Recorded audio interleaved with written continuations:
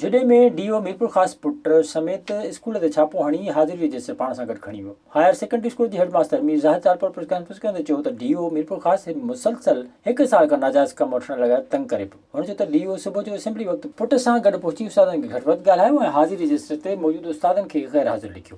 ऐं पहुतुसि मूंखे उन्हनि चयो साईं हीअ ॻाल्हि आहे त जॾहिं असांजी असेंबली थी रही हुई त असां कुझु उस्ताद छोकिरनि खे परियुनि क्लासनि मां पुराणी बिल्डिंग मां ॿाहिरि कढे असेंबली में आणे रहिया हुआसीं।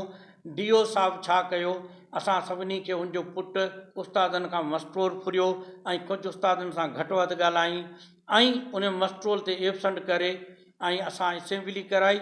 असेंबली में बीठल उस्ताद उहे बि जेको आहिनि सो मस्ट्रोल में गैर हाज़िर करार ॾिना विया आहिनि, बल्कि जेके असेंबली में बीठा आहिनि। ऐं डीओ साहिब जो पुटु मस्ट्रोल हिकिड़े हथ में झलियो बीठो आहे ऐं ॿिए हथ सां स्कूल जे छोकिरनि खे सलामी ॾेई रहियो आहे। हेडमास्टर मीर ज़ाहिद साल पर मुताबिक़ त डीओ मीरपुर ख़ासि ख़िलाफ़ कार्रवाई करे उन्हनि सां इंसाफ़ कयो वञे। विज़िट कयो अवामी आवाज़ मीडिया ग्रुप जी वेबसाइट awamiawaz.pk